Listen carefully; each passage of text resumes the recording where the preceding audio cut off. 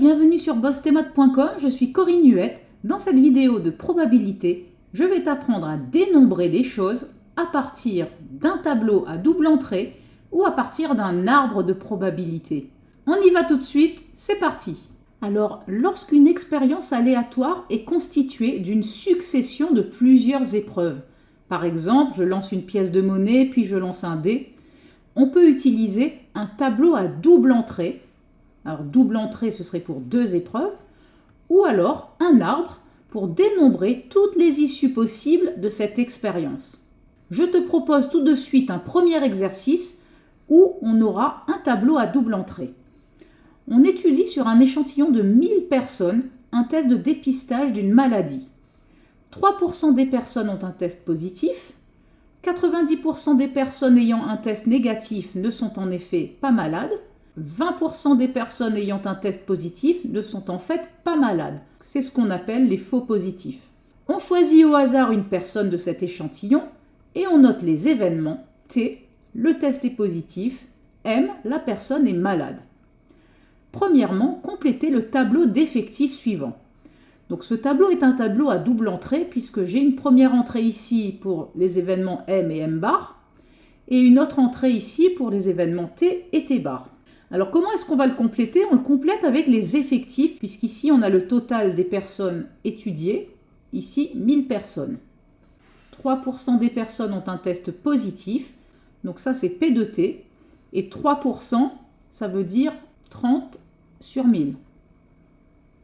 Donc j'ai 30 personnes ici qui ont un test positif. Alors déjà ici, si ça plus ça est égal à 1000, je vais pouvoir obtenir la valeur ici, 1000 personnes moins 30, et donc j'obtiens 970 personnes qui ont un test négatif.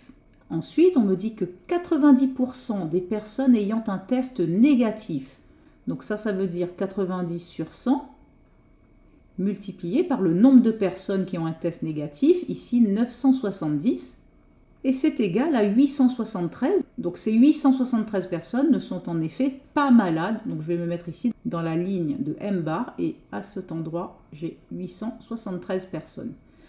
Je peux dire que ça plus ça, c'est égal à ça.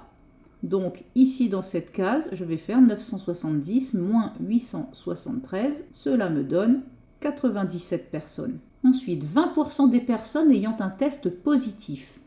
Donc ici, je vais faire 20 sur 100 multiplié par les 30 personnes qui ont un test positif. Cela me donne 6. Donc ces 6 personnes ne sont en fait pas malades. Ici, j'ai 6 personnes. Et de la même manière, je vais donc faire ici 30 moins 6, c'est-à-dire 24 personnes. Enfin, pour avoir le total de cette case, je vais faire 24 plus 97, ce qui me donne 121. Et pour avoir le total de cette case, je vais faire 6 plus 873, ce qui me donne un total de 879. Et pour être sûr que ton tableau est correct, tu fais 121 plus 879, et cela nous donne bien 1000. Voilà comment on complète ce tableau d'effectifs. Deuxième question, calculer P de T et P de M et interpréter les résultats. Donc deuxième question, P de T, en fait, je n'ai aucun calcul à faire puisqu'il est donné dans l'énoncé. C'est 3% des personnes ont un test positif. Cela nous donne donc 3 sur 100, c'est-à-dire 0,03. Pour faire le calcul de P de M, eh bien, j'ai 121 personnes malades sur 1000 personnes. Donc je vais faire 121 divisé par 1000. Et cela me donne 0,121. Alors pour interpréter les résultats, ici je peux dire que 3% des personnes ont un test positif et 12,1% des personnes sont malades dans cet échantillon de 1000 personnes.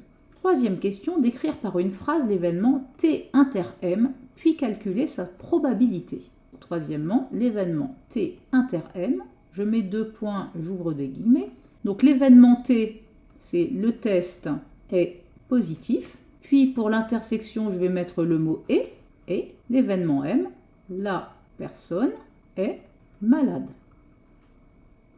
Je ferme les guillemets. Pour calculer la probabilité de cet événement T inter M, eh bien, je vais aller voir dans mon tableau l'événement T inter M et j'ai donc ici 24 personnes concernées sur les 1000 personnes au total. Donc je vais faire 24 divisé par 1000, ce qui me donne une probabilité de 0,024. Quatrième question, décrire par une phrase l'événement T union M, puis calculer sa probabilité.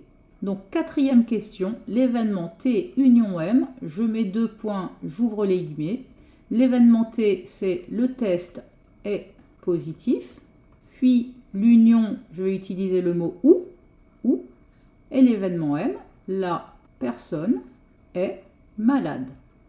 Et je ferme les guillemets. Pour calculer la probabilité de T union M, j'applique la formule du cours. Cela me dit que c'est égal à P de T plus P de M moins P de T inter M. On avait dit que P de T c'était 0,03 plus P de M c'était 0,121 moins P de T inter M, on avait trouvé 0,024.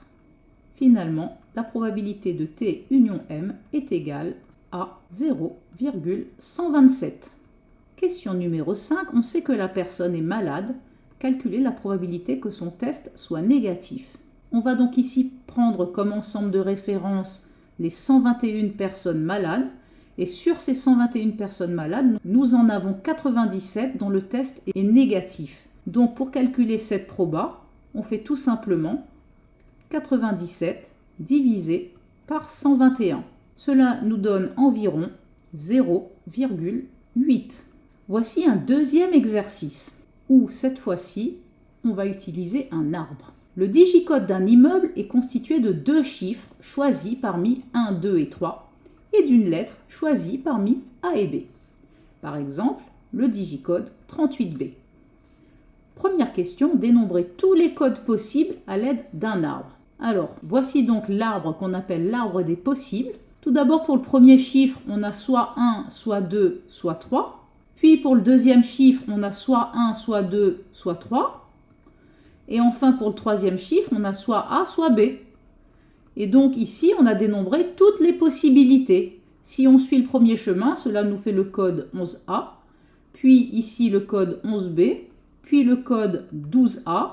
Puis le code 12B, etc. Et le dernier code, c'est le code 33B. Voilà, dans cet arbre, j'ai dénombré toutes les possibilités pour ce digicode. Deuxième question, calculer la probabilité d'obtenir un digicode sans chiffre pair. Donc je reviens à mon arbre et je liste tous les codes obtenus où il n'y a pas de chiffre pair. Donc celui-ci convient, ne convient pas, puisqu'il y a 2 qui est pair, ne convient pas, convient, ne convient pas, ne convient pas, ne convient pas, ne convient pas, ne convient pas, ne convient pas, convient, ne convient pas, ne convient pas, convient. Alors ici nous avons 1, 2, 3, 4, 5, 6, 7, 8, 9, 10, 11, 12, 13, 14, 15, 16, 17, 18 digicodes possibles. Sur ces 18 possibilités, nous avons combien de codes qui conviennent, c'est-à-dire combien de codes où il n'y a pas de chiffre pair. Eh bien, il y en a 1, 2, 3, 4, 5, 6, 7, 8. Donc, la probabilité d'avoir un digicode sans chiffre pair est égale à 8 sur 18. Si on simplifie par 2, cela nous fait 4 chances sur 9, qui vaut environ 0,44. Donc, on a 44% de chances d'avoir un digicode qui ne possède aucun chiffre pair dans cet immeuble. Voilà comment on peut utiliser un arbre des possibles pour calculer des probabilités. Voilà, cette vidéo est à présent terminée. J'espère que tu l'as comprise. Je te remercie d'avoir suivi cette vidéo sur bastetmath.com et je te dis à la prochaine vidéo. Bye bye!